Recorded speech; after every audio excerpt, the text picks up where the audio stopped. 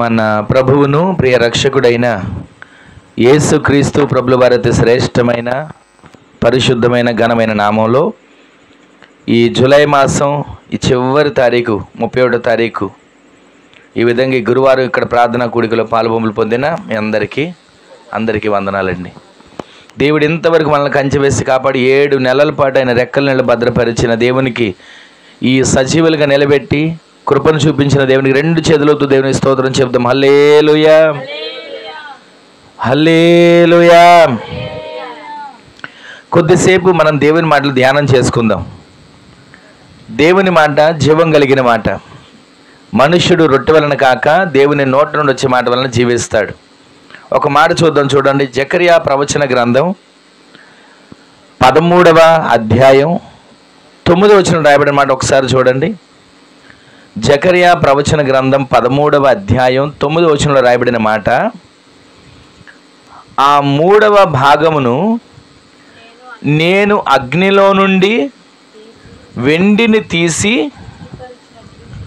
శుద్ధిపరిచినట్లు శుద్ధిపరతును, బంగారమును శోధించినట్లు వారిని శోధింతును. వారు నా నామమును బట్టి ప్రార్థన చేయగా నేను వారి మొర్రను ఆలకించబోతున్నాను. గట్టిగా ఆమేన్ చెప్పండి. ఈ రోజున ఈ 7వ నెల చివరి దినాన మనం అందరం ఇక్కడికి ఎందుకు కూడుకున్నామండి? ఇక్కడ ఏమైనా భోజనాలు పెడుతున్నారని వచ్చామా? లేదా ఇక్కడ ఏమైనా మనకి ఏదైనా బహుమతులు ఇస్తున్నారని వచ్చామా? ఇక్కడికి దేనికి వచ్చాం మనం అంటే, మనకేదో పని లేకో ఖాళీగా ఉన్నామనో కాలయాపన కోసం మనం రాలా. ఇక్కడికి వచ్చిన మనం దేనికి వచ్చాం తెలుసా? ఆయనకు మొర్ర పెట్టడానికి వచ్చాం. ఆమేన్ చెప్పండి గట్టిగా. మరి మొర్ర పెట్టడానికి మీరు వస్తే, మొర్ర పెట్టడానికి నేను వస్తే, మొర్ర పెట్టడానికి మనం అందరం వస్తే, మరి మొర్ర ప్రభు వినకుండా ఉంటాడా? మనం పెట్టే మొర్ర, మనం చేసే ప్రార్థన ప్రభు వినకుండా ఉంటాడా అని అంటే ఇక్కడ జవాబు కనబడుతుంది. ఏం రాయబడింది అక్కడ చూడండి, చదవండి. నేను వారి మొర్రను ఆలకిస్తాను. గట్టిగా ఆమేన్ చెప్పండి. ఈ మాట మీ మనసులో పెట్టుకొని వెళ్ళండి. ఈ రాత్రి ఇక్కడ కూడిన 7 నెలలు పూర్తి చేయబడుతున్న ఈ శుభదినాన రేపటి నెల నుంచి మరొక నెలలో, రేపటి రోజు నుంచి మరొక నెలలో అడుగు పెడతాం. ఆ నెలలో అడుగు పెట్టక ముందే 7వ నెల చివరి రోజున ప్రభు మనతో మాట్లాడుతున్నాడు. నేను వారి మొర్రను, గట్టిగా చెప్పండి, నేను వారి మొర్రను ఆలకిస్తాను. గట్టిగా ఆమేన్ చెప్పండి. ఈ రోజున ప్రభు నా మొర్ర వింటాడు అన్నవాళ్ళు గట్టిగా హల్లెలూయా చెప్పండి. ప్రభువు మీ మొర్రని వినుగాక. ప్రభువు మీ మొర్రను నిర్లక్ష్య పెట్టగా లక్ష్య పెట్టునుగాక. ఈ రోజున ఈ మాటలు ఇక్కడ కూర్చుని వింటున్నా, ఒకవేళ దూరాన సమీపాన ఈ మాట వింటున్నా, ప్రతి ఒక్కరి మొర్ర నా ప్రభువు నిశ్చయముగా ఆలకించునుగాక. ఈ రోజున ఇక్కడ కూర్చున్న మనం కాలయాపన కోసం వచ్చిన వాళ్ళం కాదు. ఏదో 4 కథలు చెప్పుకొని వెళ్ళడానికి వచ్చిన వాళ్ళం కాదు. లేదో ఆ ఇంటి ముచ్చట ఈ ఇంటి ముచ్చట చెప్పుకొని వెళ్ళడానికి వచ్చిన వాళ్ళం కాదు. నీవు నేను ఇక్కడికి వచ్చిన మనం మొర్ర పెట్టేవారిగా మార్చబడదుము గాక. ఒక్క మాట చెప్పనా, ఎవరు మొర్ర పెడతారో వారి మొర్ర ఆయన వింటాడు. గట్టిగా ఆమేన్ చెప్పండి. నేను కూడా గుంపులో ఉన్నాను కదా, గుంపులో నేను కూడా ఉన్నాను కదా, అందరితో పాటు నాకు కూడా ఏదో ఇచ్చేస్తాడులే అని అనుకుంటే దేవుడు ఇవ్వడు. ఎవరైతే మొర్ర పెడతారో వారికి మాత్రమే ఆయన మొర్ర విని జవాబునిస్తాడు. ఒక మాట మీకు జ్ఞాపకం చేయనా దీని గురించి. ఇప్పుడు ఫోటోలు తీస్తారు కదండి, ఇప్పుడు ఫ్లాష్ లైట్ పడుతుందో లేదో ఐడియా లేదు, కానీ ఫోటోలు తీసినప్పుడు ఆ ఫోటో తీసే వ్యక్తి ఫ్లాష్ లైట్ పడినప్పుడు అందరూ ఏమనుకుంటాం? అందరూ అక్కడ ఉంటామండి. కెమెరామెన్ ఒకటే కెమెరా పట్టుకొని ఎవరినో ఒకరిని ఫోకస్ చేసి ఫోటో తీశాడు, కానీ ఆ ఫోటో తీయగానే లైట్ పడి అందరి మీద వెలుగు పడింది. అప్పుడు ఏమనుకుంటాం అందరం? నేను కూడా ఫోటోలో పడ్డాం అనుకుంటాం. కానీ తీరా ఫోటో దిద్దిన తర్వాత ఎవరుంటారు? ఆ ఫోటో ఎవరైతే ఆయన ఫోకస్ పెట్టి తీశాడో వాళ్ళు మాత్రమే ఫోటోలు ఉంటారు. నా మీద వెలుగు పడిందిగా, నేను లేదా ఫోటోలో అని అనుకుంటే కుదరదు. నేను కూడా అక్కడే కూర్చున్నానుగా, అందరితో పాటు నేను కూడా అక్కడే ఉన్నాను కదా, నాకు రాలేదే దీవెన అనుకుంటే లాభం లేదు. దేవుని సన్నిధి అన్నప్పుడు 2-3 ఎక్కడ కూడుకొని ఉంటారో అక్కడ ఆయన ఉంటాడు. 2-3 ఎక్కడ ఉంటే వారి మధ్యలో ఆయన ఉంటాడు అని విశ్వాసంతో మనం మొర్ర పెడితే మన మొర్ర ఆయన ఆలకిస్తాడు. నాకు తెలియని దేవుడా, నాకు తెలియని ప్రార్థన, నాకు తెలియని భక్త అనుకుని మనం కూర్చుంటే ఏ మేలు పొందుకోలేం. ప్రతిరోజు ప్రతి క్షణం ఆయన పాదాలు పట్టుకోవాలి, కన్నీటితో ఆయన పాదాలు కడగాలి. ఒక వ్యక్తి ఆయన అటు తిరిగి కూర్చొని ఉంటే, ఒక ఇంట భోజనం చేయడానికి వెళితే ఒక స్త్రీ పరుగున వచ్చి ఆయన పాదాలను కన్నీళ్లతో కడుగుతుంది, తల వెంట్రుకలతో తుడుస్తుంది. అందరూ అక్కడ ఉన్న వాళ్ళు అందరూ అనుకున్నారు, ఏంటి ఈయనకన్నా పిచ్చెక్కిందా, ఆ వ్యక్తి వచ్చి అలా చేస్తా ఉంటే కాలు పెట్టి ఒక తన్నొచ్చుగా అని అన్నట్లుగా అనుకున్నారు. కానీ ఆయన ఏమన్నాడు తెలుసా? ఇదిగో నీ కన్నీరు నేను చూసా, నీ మనసులో ఉన్న దుఃఖం నేను గమనించా, నీ పశ్చాత్తాపం నాకు అర్థమైంది. నీ విశ్వాసమే, నీ ఎంతగా నన్ను విశ్వాసంగా ప్రేమించావో, నీ విస్తారంగా నీవు నన్ను ప్రేమించిన దానికి నీ విస్తార పాపములన్నీ క్షమించబడ్డాయి, తొలగించబడ్డాయి. ఈ రోజున దేవుని సన్నిధికి మనం ఎందుకు రావాలో తెలుసా? కడుగుకోవడానికి. దేవుని సన్నిధికి మనం ఎందుకు రావాలో తెలుసా? మొర్ర పెట్టడానికి. దేవుని సన్నిధికి మనం ఎందుకు రావాలో తెలుసా? గోజాడడానికి. దేవుని సన్నిధికి మనం ఎందుకు రావాలో తెలుసా? ఆయన సన్నిధిలో మన విన్నపాలన్నిటిని చెప్పుకోవడానికి. అలా కాకోకుండా ఏదో వచ్చాము వెళ్ళాము, నేను కూడా ఆ ఫోటో తీసినప్పుడు లైటింగ్ పడింది అనుకుంటే ప్రయోజనం ఉండదు. మనము దేవుని కనుదృష్టిలో నిలబడదుముగాక, ఆయన కనుచూపు పరిధిలో మనము జీవించే వారిగా ప్రభు మార్చునుగాక. అక్కడ మనం చదివిన మాట, నా నామమును బట్టి ఎవరు నాకు ప్రార్థన చేస్తారో, నా నామమును బట్టి ఎవరు నాకు మొర్ర పెడతారో, నేను వారి మొర్రను ఆలకిస్తా. మీరు బాగా గమనించండి, ఆయన నామాన్ని బట్టి ఎవరు ప్రార్థన చేస్తారో వారి మొర్రనే వింటానన్నాడా? వచ్చిన వాళ్ళందరినీ నేను వారి మొర్రను వింటానన్నాడా? ఎవరు ప్రార్థన చేస్తారు. అందుకే ప్రార్థన చేసుకోండి, ప్రార్థన చేసుకోండి, ప్రార్థన చేసుకోండి అని మొత్తుకునే దేనికి అనుకున్నారు? ప్రభువు మిమ్మల్ని దర్శించాలని, ప్రభువు మీ అవసరతలు తీర్చాలని, ప్రభువు మీ కన్నింటిని నాట్యముగా మార్చాలని. పనులు రోజు ఉంటాయండి, పనులు. ఖాళీ లేని వ్యక్తి ఎవరు? ఖాళీగా ఉన్నటువంటి వ్యక్తి ఎవరండి? ఎవరు లేరు. ఎవరికి చూసినా ఎవరికి ఉండే పనులు వాళ్ళకు ఉన్నాయి. 24 గంటలు ఫోన్ పట్టుకొని చూసుకునే పనులు లేవా? 24 గంటలు దానిలోనే జీవితం, దానిలోనే లోకం, దానిలోనే బ్రతుకు అనుకొని దానిలోనే ఆధారపడి జీవించే వాళ్ళు లేరా? ఎవరిని తప్పుగా నేను మాట్లాడట్లా, ఎవరికి ఉండే పనులు వాళ్ళకు ఉన్నాయి. కానీ దేవుని సన్నిధిలో మనం ఉన్నామన్నప్పుడు అది ఇల్లా, వసారానా, చెట్టు కింద, నడి రోడ్డు మీద కాదు, మనము కూడుకున్న చోట. దేవుని వాక్యం ఏముంది? 18వ అధ్యాయం మత్తయి సువార్తలో, ఎక్కడ 2-3 నా నామం పేరట కూడుకుంటే అక్కడ నేను ఉంటానన్నాడు కదా. మరి ఈ రోజున నీవు నేను మనం దేవుని సన్నిధిలో ఉన్నామని అంటే ఇక్కడ దేవుడు ఉన్నాడనే భయం ఉందా? ఆలోచించండి. ఇక్కడ మనం కూడుకుంటున్నాం, ప్రార్థన చేసుకుంటున్నాం, దేవుడు ఉన్నాడనే భయం ఉందా? దేవుడు ఉన్నాడని ఆయన సన్నిధిలో వణకగలుగుతున్నామా? దేవుని సన్నిధి అనే లక్ష్యం మనలో ఉందా? మా ఇల్లే కదండి, మాకు తెలిసిన ఇల్లే కదండి, మేము తిరిగే స్థలమే కదా అనుకోండి. అసలు మనం ప్రార్థన జరుగుతుందంటే దేవుడి స్థలాన్ని పరిశుద్ధపరుస్తాడు. ఆమేన్ చెప్పండి. ప్రార్థన ద్వారా ప్రతి చీకటి క్రియలు లయపరచబడతాయి. ఆమేన్ చెప్పండి. ప్రార్థన ద్వారా అసాధ్యమైనదంటూ ఏది ఉండదు. ఈ రోజున దేవుని సన్నిధిలో మనం మొర్ర పెట్టే గుంపులో ఉంటే ఆయన నీ మొర్ర వింటాడు. ప్రతిసారి దేవుడు హెచ్చరిస్తూనే ఉంటాడు, ప్రతిసారి దేవుడు గద్దిస్తూనే ఉంటాడు, ప్రతిసారి దేవుడు బుద్ధి చెబుతూనే ఉంటాడు. నాకెందుకు వచ్చిందిలే అని అనుకుంటే, ఆ సొదొమ గొమొర్ర ఆ పట్టణం కోసం ఒక వ్యక్తి మొర్ర పెట్టడం మొదలుపెట్టాడు. అయ్యా, ఆ పట్టణంలో ఒకవేళ 50 మంది నీతిమంతులు ఉంటారేమో, వాళ్ళ బట్టి కాపాడవా? తర్వాత తగ్గుతూ వచ్చాడు. అయ్యా 40 మంది, 30 మంది, కనీసం 10 మంది ఉంటారేమోనయ్యా అంటే దేవుడు మొర్ర విన్నాడండి. చివరికి ఆ ప్రాంతాలకు వెళితే మనకు తెలియని చరిత్ర ఏం కాదు, ఎంత బేభత్సంగా వాళ్ళు ఇంటి మీద పడ్డారో, ఎంత బేభత్సంగా ఇంట్లో నుంచి వాళ్ళు బయటికి తీసుకురండి అని కేకలు పెట్టారో మనకు తెలియని చరిత్ర. ఈరోజు నీ మాటలు వింటున్న మనం మొర్ర దేవుడు వింటాడు అన్నదాన్ని నిదర్శనం నేను జ్ఞాపకం చేస్తున్నా.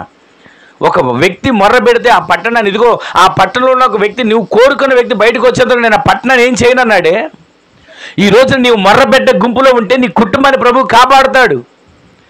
ఈ రోజు నీవు మొర్ర పెట్టే గుంపులో ఉంటే నీ వ్యక్తిగత జీవితాన్ని ప్రభువు కాపాడుతాడు. లోకం పాలు, వ్యసనం పాలు, పాపం పాలు, వీటి పాలు కాకుండా నీ జీవితాన్ని పరిశుద్ధతలో పెంచుతాడు. నీ జీవితాన్ని నిత్యము కూడా మండుచున్న దివిటి వలె మారుస్తాడు. అలా మార్చాలంటే ఆయన నామమును బట్టి నీవు మొర్ర పెట్టాలి. ఆయన నామం బట్టి మొర్ర పెట్టిన వారిని నిశ్చయముగా ఆయన అంటున్నాడు, నేను వారి మొర్ర విని నేను వారిని జవాబిస్తాను, వారిని ఆలకిస్తానని. ఈ రోజున దేవుని సన్నిధికి వచ్చిన మనం ఎన్నోసార్లు ఎన్నో వాక్యాలు వింటున్నాం. ఎందరో గొప్ప గొప్ప దైవజనులు చెప్పిన వాక్యాలు వింటున్నాం. ఎందరో అపొస్తలులు, ప్రవక్తలు అనే వారు చెప్పిన వారి వాక్యాలు వింటున్నాం. ఎన్ని వాక్యాలు విన్నా ఈ విధంగా కూడుకుంటున్నాం. నేనేదో పెద్ద భక్తుడిని, నేనేదో పెద్ద సేవకుడిని అని మీకు చెప్పట్లా. దేవుని సందులో ఏ ఒక్క వ్యక్తి నిలబడినా, చిన్న వ్యక్తి నిలబడినా ఆ దేవుడు పలికించే మాటను మనం వినాలండి. మనకు తెలియని మాటలేం కాదు కదా, ఇవన్నీ మనకు తెలిసిన మాటలే. ద్వితీయోపదేశకాండం 20 అధ్యాయంలో ఏముంటుంది ప్రారంభంలో? నీవు నీ దేవుడైన యెహోవా మాట అశ్రద్ధగా విను అని ఉందా? ఎవరైతే శ్రద్ధగా వింటారో వారు ఎలా ఉంటారో తెలుసా? ఈ భూమి మీదనున్న, ఒక మాట వినండి, ఈ భూమి మీద ఎవరైతే ఉన్నారో వారందరికంటే నిన్ను హెచ్చిస్తాడు. గట్టిగా ఆమె చెప్పండి. ఎప్పుడు హెచ్చిస్తాడు? నువ్వు ఆయనకి వెండి ఇచ్చినప్పుడు, బంగారం ఇచ్చినప్పుడు, కానుక ఇచ్చినప్పుడు, లేదా ఏదేదో రకరకాలుగా వండి పెట్టినప్పుడు ఆయన ఆశీర్వదిస్తాడని రాయిలా. నీవు ఆయన మాట శ్రద్ధగా వింటే చాలు. ఈ భూమి మీద నిన్ను హెచ్చిస్తాను అనడు. ఈ భూమి మీద ఉన్న సమస్త జనుల కంటే, ఈ మాట మనం జాగ్రత్తగా మనసులో పెట్టుకోవాలి. భూమి మీద హెచ్చించడం వేరు, భూమి మీద ఉన్న సమస్త జనుల కంటే హెచ్చించడం వేరు. ఈ వ్యత్యాసం మనకు తెలియాలి. భూమి మీద హెచ్చిస్తాడు, భూమి మీద హెచ్చిస్తాడు అని అనుకుంటాం. భూమి మీద నున్న అంటే ఈ భూమి మీద ఉన్న ఎందరో ఉన్నారు, శ్రీమంతులు ఉన్నారు, అన్ని తెలిసిన వారు ఉన్నారు, అన్ని రంగాల్లో పోటీ పడేవారు ఉన్నారు. కానీ నీవు నేను ఏ జ్ఞానం లేని వారం అయ్యి ఉండొచ్చు, చదువు అసలే లేని వారం అయ్యి ఉండొచ్చు, మాట్లాడడం అసలే రాని వారం అయ్యి ఉండొచ్చు. కానీ ఆయన మాట నీవు వింటే చాలు, నిన్ను ఈ భూమి మీద ఎంతమంది ధనవంతులున్నా, తెలివి కలిగిన వాళ్ళు ఉన్నా, అన్ని రంగాలు ఆరితేరిన వారు ఉన్నా, వారి కంటే నిన్ను నా దేవుడు హెచ్చించబోతున్నాడు. ఆమె చెప్పండి. ఎప్పుడు హెచ్చిస్తాడు? ఆయన మాట శ్రద్ధగా వినాలి. దేవుని సన్నిధిలో మనం కూర్చున్నప్పుడు, వాక్యం వినబడుతున్నప్పుడు మనం ప్రతిరోజు వాక్యాన్ని ఆస్వాదించాలంట. ఆ వాక్యాన్ని మన హృదయం అనే పలక మీద భద్రం చేసుకోవాలంట. ప్రతిరోజు కూడా మన కంఠానికి హారంగా, నొసటకు బాసికంగా, చేతికి కంకణంగా ఈ వాక్యాన్ని మనం పెట్టుకొని నడవాలి. అప్పుడు మనం ఆశీర్వదించబడతాం.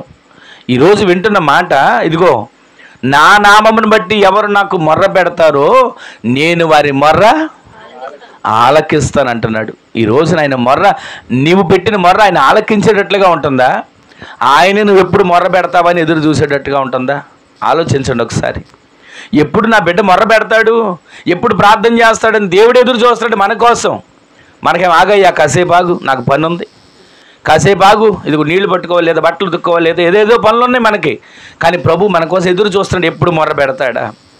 మొర్ర పెడితే నేను కార్యాన్ని చేద్దామని చూస్తున్నాడు ఆయన. కానీ మనం మొర్ర పెట్టే సమయం ఉండదు, బిజీ. మొర్ర పెట్టే గుంపులో ఉంటే, మొర్ర పెట్టే స్థితికి మనం రాగలిగితే నీ మొర్రను నిశ్చయముగా ఆయన ఆలకించునుగాక. ఇంతకీ మొర్ర పెట్టకుండా ఏమి ఉన్నాయి? కొంచెం పైన చదవండి, ప్రారంభం వచ్చిన మరలా 13:9 మరొక మాట చదవండి.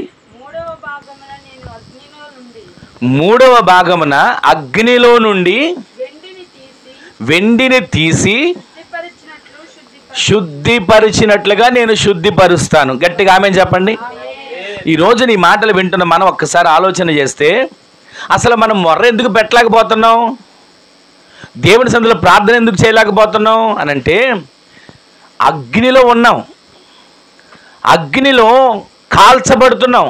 అగ్ని అంటే అర్థం ఏంటి చెప్పనా? శ్రమలు. అగ్ని అంటే కష్టాలు. ఏ రోజు ఎటు చూసినా నాకు ఇవాళ కష్టాలు లేవు అని చెప్పేవాళ్ళు ఎవరైనా ఉంటారా? ఎక్కడ చూసినా ఏదో ఒక కష్టం, ఏదో ఒక బాధ. కాలుకి ఎదురు దెబ్బ తగిలిందనో, లేదా కళ్ళు సరిగా కనబడట్లేదనో, పని లేదనో, ఇవాళ వెళ్తే ఆటంకాలు వచ్చాయనో, ఏదో ఒక కష్టం, ఏదో ఒక అగ్ని లాంటి శ్రమలు ఎదురవుతానే ఉన్నాయి. అయితే ఈ అగ్ని లాంటి శ్రమలు వచ్చినప్పుడు మనం ఏం చేయాలో తెలుసా? మొర్ర పెట్టాలి. అయ్యా, నా కుటుంబం నేను కాపాడబడేటట్లుగా నన్ను బలపరచు, నన్ను నీ కృపలో స్థిరపరచని మొర్ర పెట్టాలి. కానీ మొర్ర పెట్టడం ఎక్కడికక్కడికి పరిగెత్తి, ఇదిగో ఇవాళ పని లేదంట, ఇదిగో ఇవాళ ఈ బలహీనత ఉంది, ఇవాళ ఈ సమస్య ఉంది, ఇవన్నీ ఎవరెవరికో చెప్పుకొని మనకి సమస్యలు ఎలా తీరుతాయి? దేవుని సన్నిధిలో మొర్ర పెడితే కదా, ఆయన నామమును బట్టి ఎవరైతే మొర్ర పెడతారో నేను వారి మొర్ర వింటాను అని ప్రభు అంటున్నాడు కదా. ఈరోజు మొర్ర పెట్టగలుగుతున్నామా? సమస్యలు చుట్టాలుగా వచ్చి మన ఇంట్లో తిష్ట వేసుకోవడానికి కారణం ఏంటో తెలుసా? ఆయన నామాన్ని బట్టి మొర్ర పెట్టలేకపోవడం. చిన్న సమస్య, దానిని జయించలేకపోవడానికి కారణం ఏంటో తెలుసా? ఆయన నామాన్ని బట్టి మొర్ర పెట్టలేకపోవడం. చిన్న బలహీనత, దాన్ని చూసి గజగజ వణికిపోతుంటాం. దానికి కారణం ఏంటో తెలుసా? చిన్న సమస్యను చూసి వణికిపోతున్నాం, కానీ ఆ సమస్యను పరిష్కరించగలిగిన దేవుని వైపు తేరి చూచి మొర్ర పెట్టలేకపోవటం మన అసమర్థత. ఈ రోజు ఆయన అంటున్నాడు, వారు మొర్ర పెడితే నేను ఆలకిస్తా, వారు నా నామమును బట్టి ప్రార్థన చేస్తే, నాకు మొర్ర పెడితే నిశ్చయముగా నేను వారి మొర్ర వింటా, నేను వారి యొద్దకు దిగి వస్తా. ఎంతమంది భక్తుల జీవితంలో దిగి రాలేదండి? యోబుకు ఎన్ని కష్టాలు వచ్చాయి, ఎంత కష్టం వచ్చింది, అయినా కానీ ఆ కష్ట సమయాల్లో కూడా నా దేవుడు నాకు ఏ రోజైనా కార్యాన్ని చేస్తాడు అని ఎదురు చూస్తాను వచ్చాడు. యోబు అన్యాయస్తుడు కాడు, యోబు లంచగొండి కాడు, యోబు ఆ ఊళ్ళో ఉన్న వాళ్ళందరికీ వడ్డీలు తీసుకునేవాడు కాడు. యోబు ఎంతసేపు ఎవరితో దోచుకుందాం అని ఎదురు చూసేవాడు అసలే కాదు. ఎలాంటి వాడిని రాయబడిందండి? ఊజు దేశంలోనే యోబు వంటి యథార్థవంతుడు లేడండి. అలాంటి వ్యక్తికే కష్టాలు వస్తే ఆ వ్యక్తి దేవుడి మీద ఆనుకోకుండా, దేవుని నమ్ముకున్న నాకు ఎందుకే కష్టాలు వచ్చాయని వెళ్ళిపోవచ్చు. యథార్థవంతుడు, పోనీ ఈ విషయంలో యథార్థవంతుడు అనుకుందాం, దేవుని సన్నిధిలో బలిపీఠం కట్టే విషయంలో ఏమన్నా తక్కువ చేశాడా? తన బలిపీఠం కట్టడం కోసం ఒక అర్పణ అర్పిస్తే సరిపోద్ది, కానీ 10 మంది పిల్లలు ఒకవేళ మనసులోనైనా దోషం చేశారేమో, దేవుణ్ణి ఏమైనా దూషించారేమో, దేవునికి ఇష్టం లేని పని చేశారేమో అని పిల్లల కోసం 10 మంది పిల్లల కోసం బలిపీఠాలు కట్టాడండి. ఈరోజు నీ పిల్లల కోసం ఎంతసేపు బలిపీఠం కడుతున్నావు? నీ పిల్లల భవిష్యత్తు బాగుండాలని ఎంతసేపు బలిపీఠం కట్టగలుగుతున్నారు? మీ పిల్లలు ప్రయోజకులకు మార్చబడాలని ఆశ అయితే ఉంది, మా పిల్లలకు మంచి భవిష్యత్తు కలగాలి అనే ఆశ ఉంది, కానీ ఆశ తీర్చబడాలంటే బలిపీఠం కడుతున్నారా? తన పిల్లల కోసం బలిపీఠాలు కడుతున్నాడు. కొన్ని ప్రార్థన లేనివాడు, అన్యాయం చేసేవాడు, కష్టాలు వచ్చాయంటే వేరేగా అనుకోవచ్చు ఎవరైనా. యథార్థవంతుడు, అసలు ఊజు అనే దేశంలోనే అంతటి యథార్థవంతుడు లేడు అని దేవుడే సాక్ష్యం చెప్పాడు. తన పిల్లల కోసం బలిపీఠాలు కడుతున్నాడు. అంత నమ్మకంగా ఉన్న వ్యక్తికి ఒకేసారి అకస్మాత్తుగా ఒకే రోజు అన్ని కష్టాలు వచ్చాయి. అలాంటి వ్యక్తి ఏమనాలి? దేవుని నమ్ముకున్నందుకు నాకు ఈ కష్టం వచ్చింది. మొన్న ఎవరు అంటున్నారు, ఒక ఆయన ఎక్కువగా ప్రార్థన చేస్తున్నాడు ఈ మధ్య, అందుకే మాకు ఈ కష్టాలు వస్తున్నాయి అంటున్నాడు ఆయన. నేనన్నా, ఎక్కువగా ప్రార్థన చేయటం వల్ల కష్టం కాదన్నా, ఎక్కువగా మీరు ప్రార్థనలో గడిపితే ఈ కష్టాలన్నీ తొలగిపోవడానికి దేవుడు మార్గాన్ని చూపుతున్నాడు అని చెప్పా. ఈ రోజున మనం అనుకుంటాం ఎక్కువగా ప్రార్థన చేయడం వల్ల కష్టం వస్తుంది, ఎక్కువగా సన్నిధికి వెళ్ళడం వల్ల కష్టం వస్తుంది అని అనుకుంటున్నాం. అపవాది ఏం చేస్తాడు తెలుసా? చిన్న మెలికి పెడతాడు. ప్రార్థన చేయకుండా ఉంటేనే బాగుంది కదా అని ఆలోచన తెలియజేస్తాడు. ప్రార్థనకు వెళ్లకుండా ఉంటేనే సుఖంగా జీవిస్తున్నాం కదా అని ఆలోచన తెలియజేస్తాడు. ఇంట్లో ప్రార్థన లేకుండా ఉంటేనే మా పరిస్థితి బాగుంది కదా అనేటట్లు తెలియజేస్తాడు. కానీ ప్రార్థనలో నీవు మండుతున్నప్పుడు వాడు నీ దగ్గరికి రాలేడని వాడికి తెలిసి, వాడు వచ్చి చిన్న చిన్న మాటలు చెప్పి ప్రార్థన నుంచి దూరం చేస్తే వాడు వచ్చి ఇక హృదయంలో టెస్ట్ చేసుకుని కూర్చుంటాడు. ఈ రోజున నీవు మొర్ర పెట్టడానికి వీలు లేకుండా, ప్రార్థన చేయడానికి అవకాశం లేకుండా, చిన్న సమస్య వచ్చినా కంగారు పడిపోయి పరుగులు తీసేటట్లుగా వాడు చేస్తున్నాడు. ఈరోజు నీ మాట వింటున్న మనం ఒక్కసారి ఆలోచించండి. అగ్ని వంటి శ్రమలు వచ్చినప్పుడు కూడా అగ్ని వంటి శ్రమలు చూసి మనం కృంగిపోకూడదండి. అగ్ని వంటి శ్రమలు చూసి మనం కంగారు పడిపోకూడదండి. ఈ శ్రమ నన్నేం చేయగలుగుతుంది? ఎంత మాట అన్నాడు ఆయన. అసలు వచ్చిన పరిస్థితులను బట్టి ఆయన నోటుకు వచ్చినట్లుగా తిట్టాలి, లేదా నోటుకు వచ్చినట్లుగా మాట్లాడాలి. కానీ ఏమన్నాడు తెలుసా? యెహోవా ఇచ్చాడు, ఆయనే తీసుకున్నాడు, ఆయనకే స్తుతి కలుగును గాక అన్నాడండి. ఈ రోజున మనకు ఒక చిన్న పని అవ్వకపోతేనే దేవుని నోటుకు వచ్చినట్లుగా ముందు మనం ఎవరి పడతాం తెలుసా? దేవుడి మీద పని అవ్వకపోతే తర్వాత ఎందుకని వాళ్ళు మా కోసం ప్రార్థన చేయట్లేదు అనుకుంటాం. కానీ మనం మొట్టమొదటిగా అనాల్సింది తెలుసా? నా దేవుడు నాకు ఏదైనా సరే మేలే చేస్తాడు. ఆమెను చెప్పండి. విశ్వాసంతో అడుగులు వేయండి. అగ్ని వంటి శ్రమలు వచ్చే దేనికో తెలుసా? ఆ మాట మరలా చదవండి. అగ్నిలో నుండి వెండిని తీసి శుద్ధి చేయడానికి. గట్టిగా ఆమెను చెప్పండి. శ్రమలు ఎందుకు వస్తున్నాయి మనకి? మనందరికండి, నేను కూడా నాతో కూడా కలిపి చెప్తున్నా, మనందరికీ అసలు శ్రమలు ఎందుకు వస్తున్నాయి తెలుసా? మనం భక్తి చేయట్లేదనో, ప్రార్థన చేయట్లేదనో, లేకపోతే దేవుని మీద ఏదో అలిగామనో కాదు. మనకు వచ్చేది శ్రమలు. మనము శుద్ధీకరించబడబోతున్నాం. గట్టిగా ఆమెను చెప్పండి. మన దేహం శుద్ధీకరించబడబోతుంది. ఆమెను చెప్పండి. మన మనసు శుద్ధీకరించబడబోతుంది. ఆమెను చెప్పండి. మన తలంపులు శుద్ధీకరించబడబోతున్నాయి. ఆమెను చెప్పండి. ఈ రోజున శ్రమ వచ్చింది అంటే నీ ఒక్క మాట అనుకోవాల్సింది ఏంటో తెలుసా? నేను నా దేవుని చేత శుద్ధీకరించబడబోతున్నాను. శుద్ధీకరించబడితే, కడగబడితే ఇక మనల్ని ఏది ఆపలేదండి ఈ లోకంలో. దేవుని సందర్భ ప్రతిరోజు కూడా అగ్ని వంటి శ్రమలు వచ్చినా, అగ్ని వంటి కష్టాలు వచ్చినా, అగ్ని వంటి శోధనలు వచ్చినా చెప్పుకుంటూ పోతే ఎన్ని ఉన్నాయి. 700 అగ్ని పెరిగింది వాళ్ళ కళ్ళ ఎదుట. ఏమైనా భయపడ్డారా వాళ్ళు? వీళ్ళు మొక్కట్లేదురా, 700 చేయండి అగ్నిని. ఆ రాజుగారి కోపం వచ్చింది. ఏమాత్రం వాళ్ళ కంగారు లేదండి. అమ్మో 700 అగ్ని పెరిగిపోయింది, ఇంకేముంది, ఒకసారి మొక్కుదాం, తల ఉంచుదాం అనుకోలేదు. ఒక్క మాట అంటారండి, మేము సేవించుచున్న దేవుడు వేడిమి గల అగ్ని గుండములో నుంచి మమ్ములను తప్పించి రక్షించుటకు. ఆ మాట మనం చెప్పగలగాలండి. అగ్ని లాంటి శ్రమలు వచ్చినప్పుడు, ఈ అగ్ని లాంటి శ్రమలు వచ్చిన నా దేవుడు నన్ను తప్పించగలడు, రక్షించగలడు. నా దేవుడు ఎవరు? అక్కడే ఉంది కదండి, సమర్థుడు.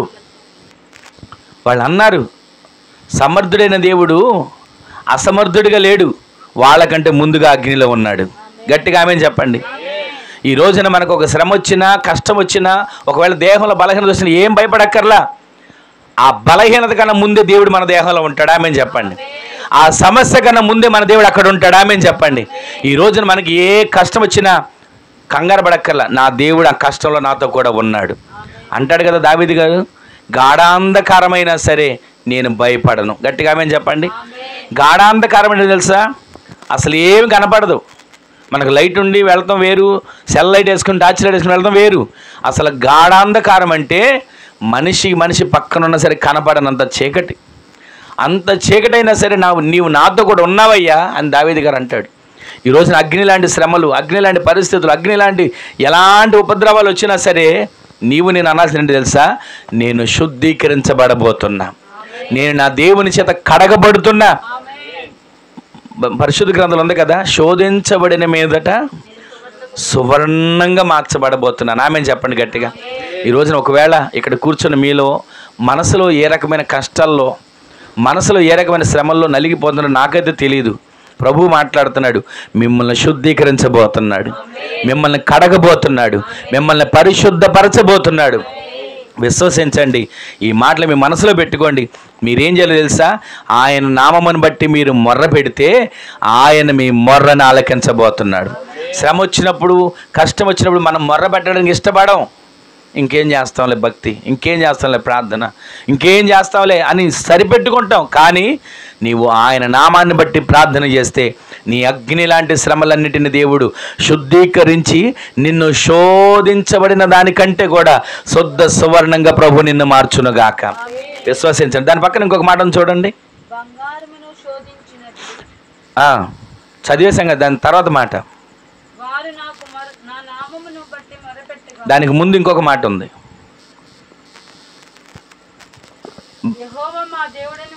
సరే మరలా మాట చదువు. బంగారం దగ్గర నుంచి చదవండి.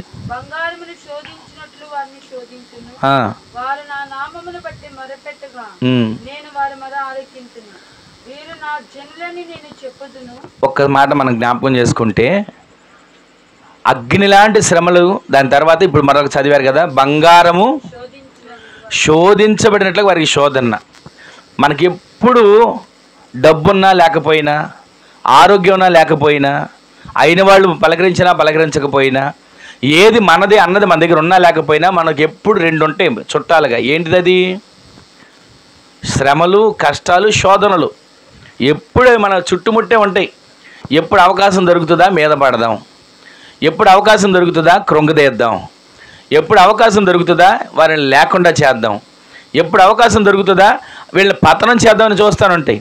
అయితే ఇందాక ఒక మాట చదివాం కదా, అగ్ని లాంటి శ్రమలు. తర్వాత రెండోది ఏంటి తెలుసా? శోధించబడేటువంటి పరిస్థితులు. ఎన్నిసార్లు శోధించబడతారు? తిండి దగ్గర శోధించబడే పరిస్థితులు ఉంటాయి.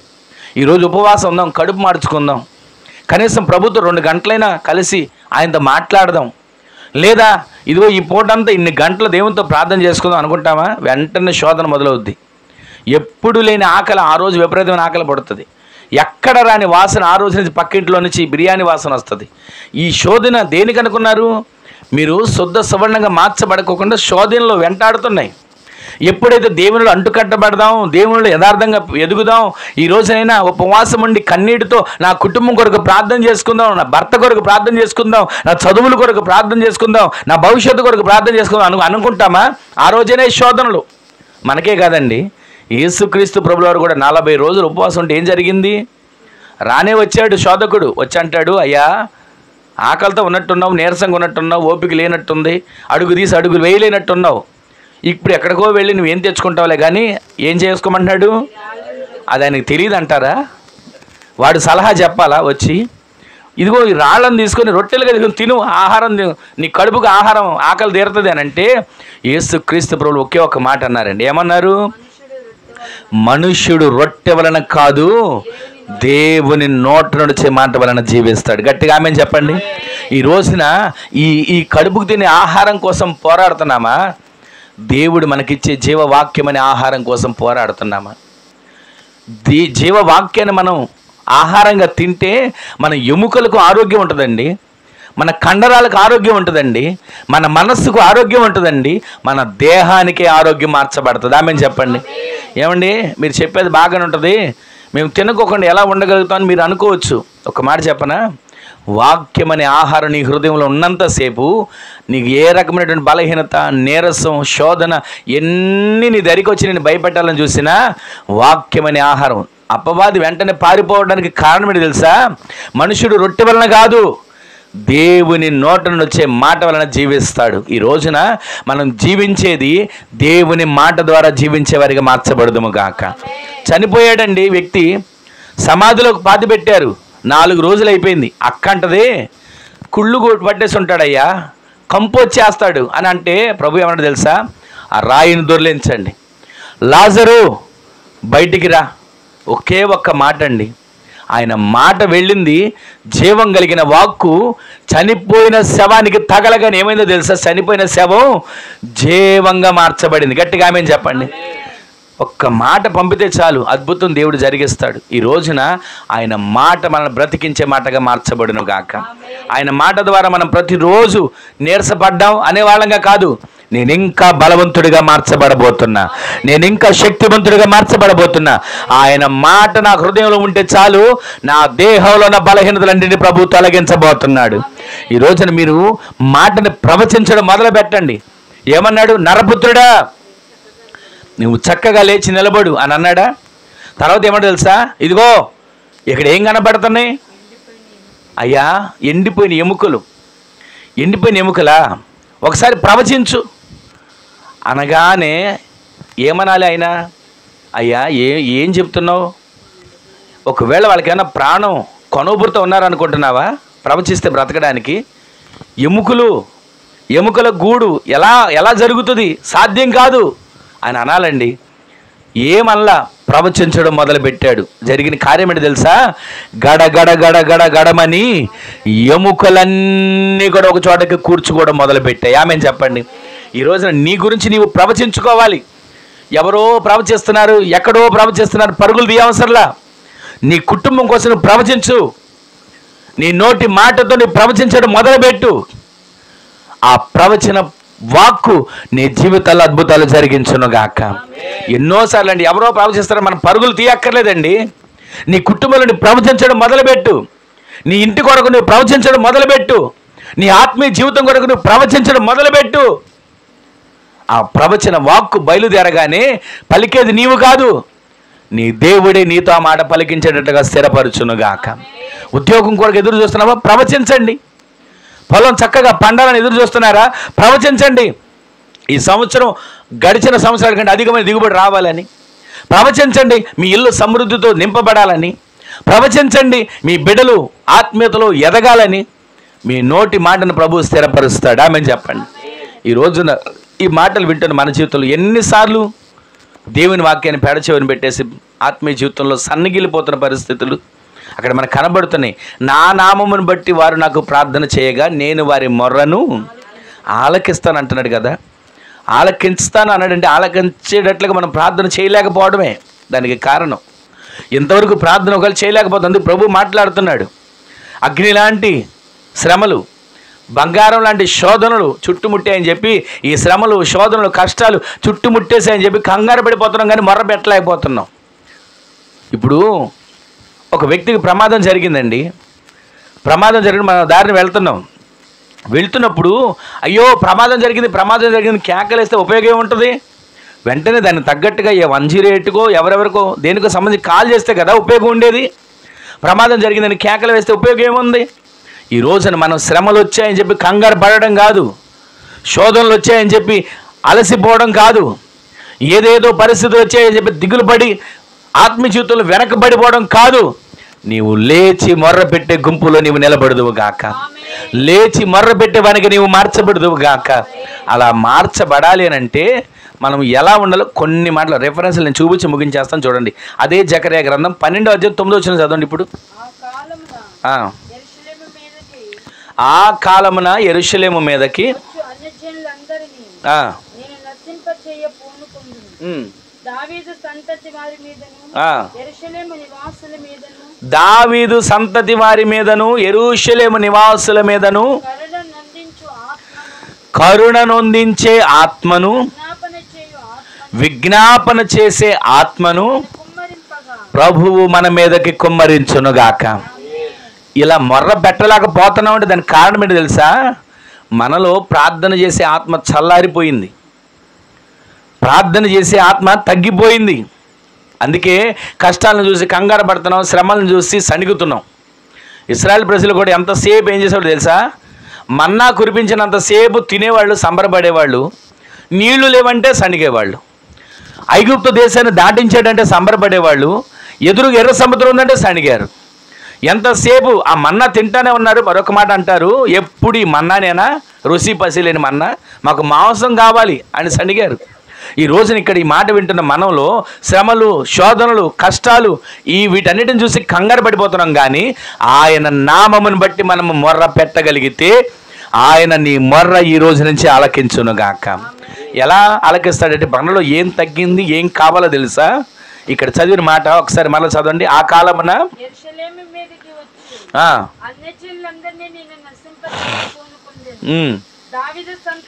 దావీదు సంతతి వారి మీదను యెరూషలేము నివాసుల మీదను కరుణ నొందించే ఆత్మ, విజ్ఞాపన చేయగలిగిన ఆత్మను ప్రభువు కుమ్మరించబోతున్నాడు.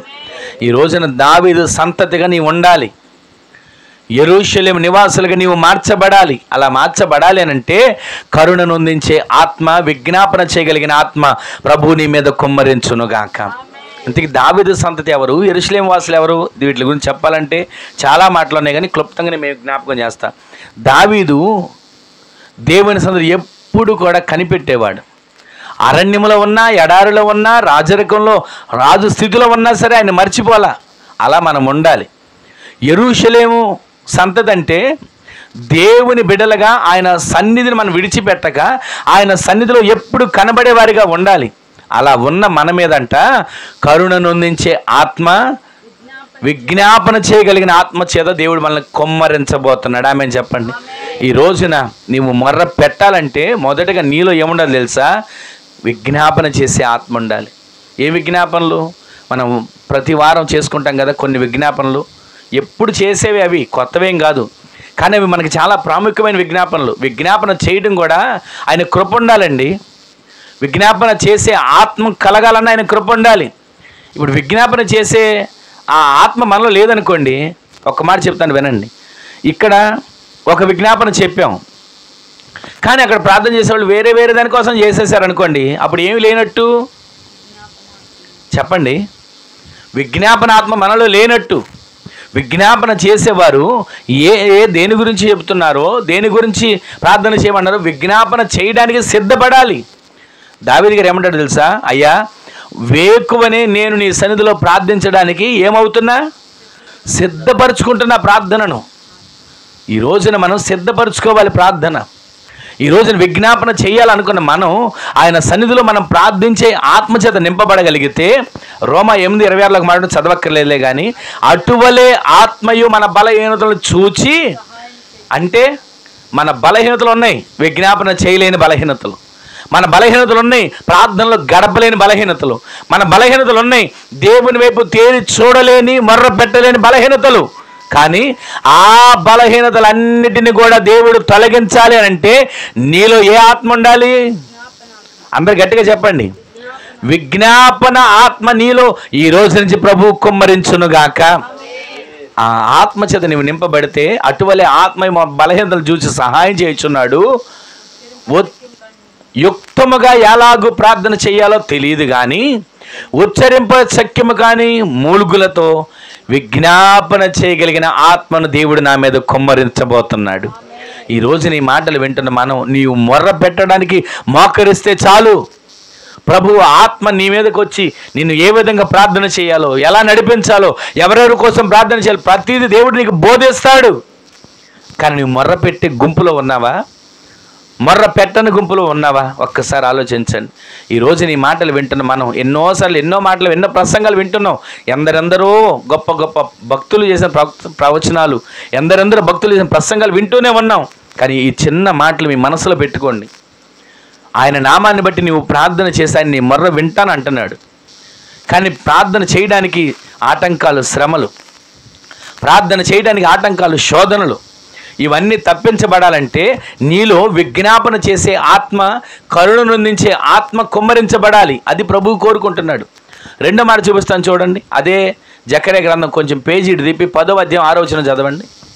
నేను యూదాలో వారిని బలశాలులుగా చేసేదను, యోసేపు సంతతి వారికి రక్షణ కలుగు చేసి వారికి నివాస స్థలమును ఇచ్చేదను. యోదా వారిని బలశాలులుగా చేస్తాను. యోసేపు సంతతి వారికి రక్షణ. ఈ రెండు మాటలు చెప్పి నేను ముగించేస్తాను. యోదా వారు అని అంటే యోదా గోత్రం ఎవరు అని మనం అడిగితే ఏం చెప్తాం? యాకోబు సంతానం అండి. 12 గోత్రాల్లో ఒక గోత్రం యోదా గోత్రం అని చెప్తాం. కానీ యోదా వారు ఎవరో తెలుసా? ఎల్లప్పుడూ దేవునికి స్తుతులు చెల్లించేవారు. గట్టిగా ఆమేన్ చెప్పండి. ఈ రోజున మనం యోదా గోత్రం కాదు. ఈ రోజున మనం యోసేపు సంతతి, దావీదు సంతతి, యెరూషలేము సంతతి వారం కాదు. అయినా కూడా మనము దావీదు సంతతి వలె, యెరూషలేము సంతతి వలె ఆయన సందులో కనబడుతూ, ఇక్కడ యోదా వారి వలె ఎల్లప్పుడూ మనము స్తుతించే గుంపులో నిలబడుదుముగాక. యోదా వారి వలె స్తుతిస్తే ఏం జరుగుతుంది? అయ్యా, రోజంతా స్తుతించే నీరసం వచ్చింది అని అనం. అక్కడ రాయమండి, ఒక మాట చదవండి త్వరగా. యోదా వారిని ఏం చేస్తానంటున్నాడు? బలశాలులుగా చేయబోతున్నాడు. గట్టిగా ఆమేన్ చెప్పండి. నీవు స్తుతించడం మొదలు పెడితే నీవు ఎలా మార్చబడతావు? గట్టిగా చెప్పండి. నీవు స్తుతించడం మొదలు పెడితే నీ ఇల్లు ఎలా మార్చబడుతుంది? నీవు స్తుతించడం మొదలు పెడితే నీ పిల్లలు ఎలా మార్చబడతారు?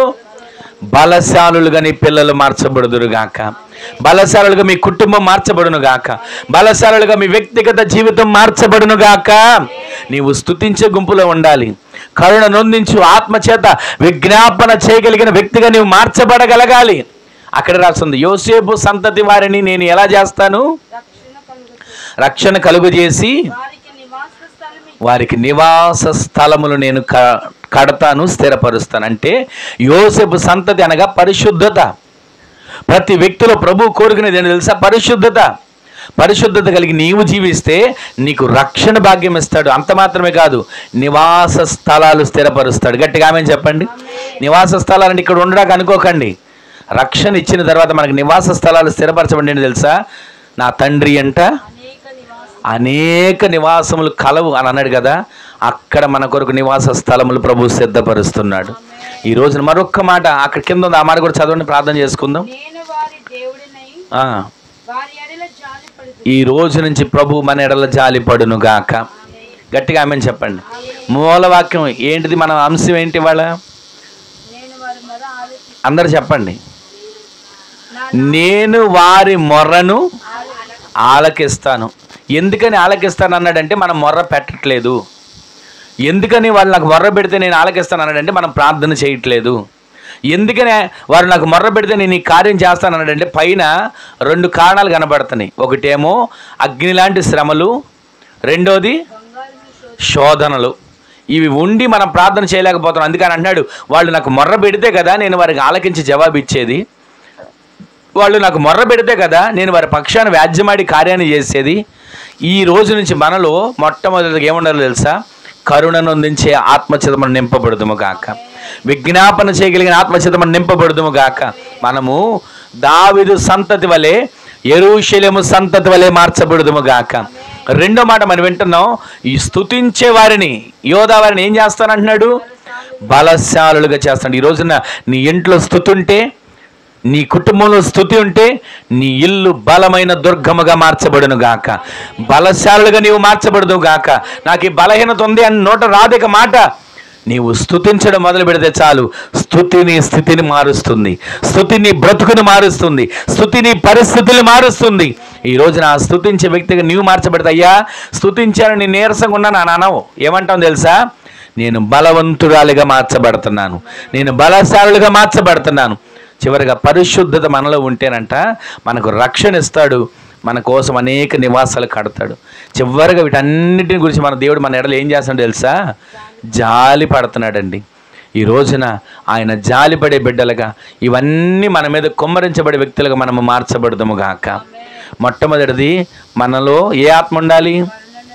కరుణనొందించే ఆత్మ, విజ్ఞాపన చేసే ఆత్మ ఉంటే మనము ప్రార్థన చేయగలుగుతాం, ఆయన మన మొర్రని ఆలకిస్తాడు. రెండవది మనం ఏం చేస్తే, అందరు చెప్పండి ఆ మాట, స్తుతించే వారిని ఆయన ఏం చేస్తాడు? బలశాలుగా మారుస్తాడు. మూడోది ఏముంటే మనకి రక్షణ నివాస స్థలాలు స్థిరపరుస్తాడు? పరిశుద్ధత కలిగి మనం జీవిస్తే. ఇవన్నీ మనకి ఇవ్వడానికి ఆయన మన ఎడల జాలి పడుతున్నాడు. ఈ మాటలు వింటున్న మనం ఒక్కసారి ఒక చిన్న తీర్మానంతో ప్రార్థన చేసుకుందాం. అయ్యా, ఇంతవరకు నీ నామాన్ని బట్టి నేను మొర్ర పెట్టలేకపోతున్నా. అగ్ని వంటి శ్రమలు, శోధనలు ఎంతవరకు నన్ను చుట్టుముట్టాయి. ఇదిగో ఈ రోజు నుంచి నా మీద కరుణనొందించే ఆత్మతో నన్ను నింపవా? విజ్ఞాపన చేసే ఆత్మతో నన్ను నింపవా? స్తుతించే ఆత్మతో నన్ను నింపవా? పరిశుద్ధత కలిగిన ఆత్మతో నన్ను నింపవా? నీవు నా ఎడల జాలిపడేటట్లుగా నన్ను బలపరచవా అంటూ ఒక చిన్న ప్రార్థన చేసుకుందాం. మోకరించండి, కళ్ళు మూసుకొని చిన్న ప్రార్థన చేసుకుందాం. ఎవరికి వారు ప్రార్థన చేసుకుందాం. కళ్ళు మూసుకోండి. ఒక చిన్న ప్రార్థన చేసుకోబోతున్నాం. కళ్ళు మూసుకోండి. ఎవరికి వారు ప్రార్థన చేసుకుందాం. చేసుకోండి. ఒక చిన్న ప్రార్థన చేసుకోండి.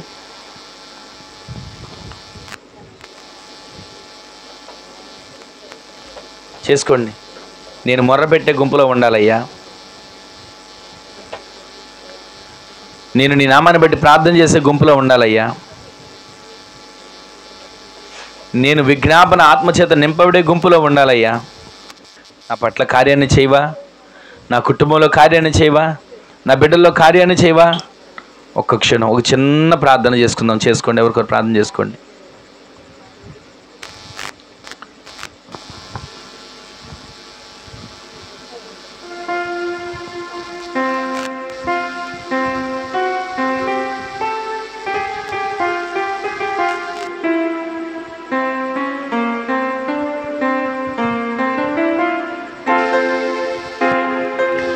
చిన్న ప్రార్థన చేసుకోండి. నమ్ము నేస్తమా, ఇది సత్యం,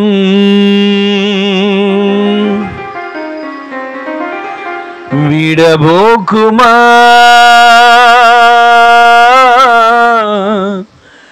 విశ్వాసం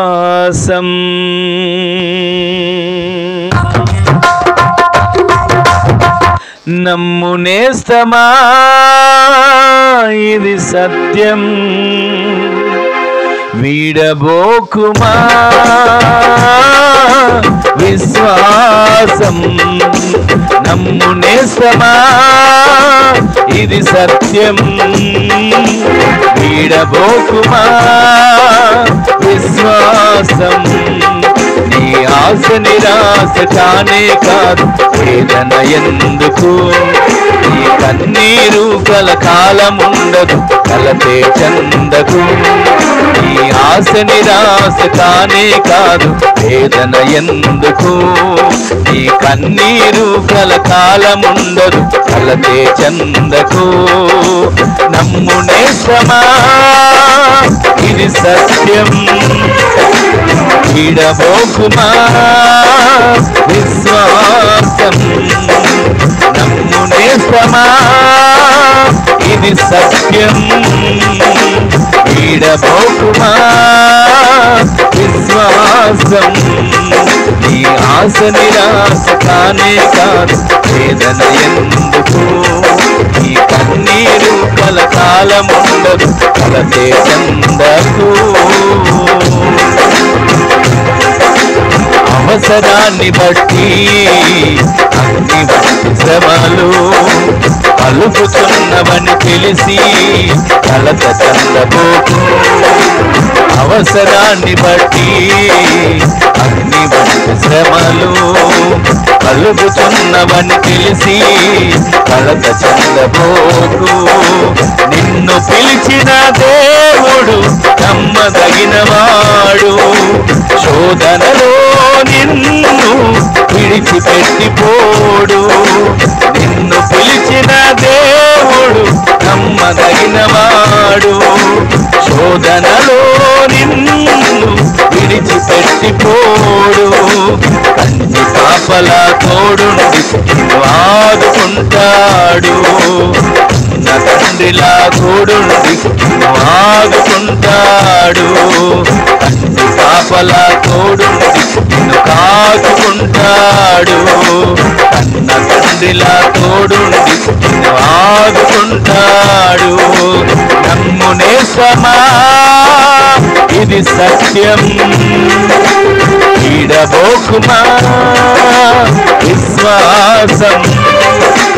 నమ్ము నేస్తమా ఇది సత్యం, వీడబోకుమా విశ్వాసం.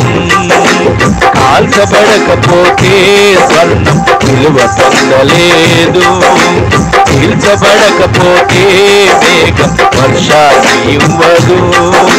కాల్చబడకపోతే స్వర్ణం విలువ పొందలేదు, చీల్చబడకపోతే మేఘం వర్షాన్ని ఇవ్వదు. దున్నబడకపోతే భూమి పంటనివ్వలేదు, చెక్కబడకపోతే శిల శిల్పం కాదు. దున్నబడకపోతే భూమి పంటనివ్వలేదు, చెక్కబడకపోతే శిల శిల్పం కాదు. శ్రమల కొలిమిలో కాలకపోతే యేసు రూపు రాదు, శ్రమల కొలిమిలో కాలకపోతే యేసు రూపు రాదు. నమ్ము నేస్తమా ఇది సత్యం, వీడబోకుమా విశ్వాసం. నమ్ము నేస్తమా ఇది సత్యం, వీడబోకుమా విశ్వాసం. ఈ ఆశ నిరాశ కానే కాదు, వేదన ఎందుకు? తన కన్నీరు కలకాలముండదు, కలతే చందకు. ఈ ఆశ నిరాశ కానే కాదు, వేదన ఎందుకు? నీ కన్నీరు కలకాలముండదు, కలతే చందకు. నమ్ము నేస్తమా ఇది సత్యం, వీడబోకుమా విశ్వాసం. నమ్ము నేస్తమా ఇది సత్యం, వీడబోకుమా విశ్వాసం. విశ్వాసం నమ్ము నేస్తమా, ఇది సత్యం వీడబోకుమా. విశ్వాసం నమ్ము నేస్తమా, ఇది సత్యం వీడబోకుమా. విశ్వాసం.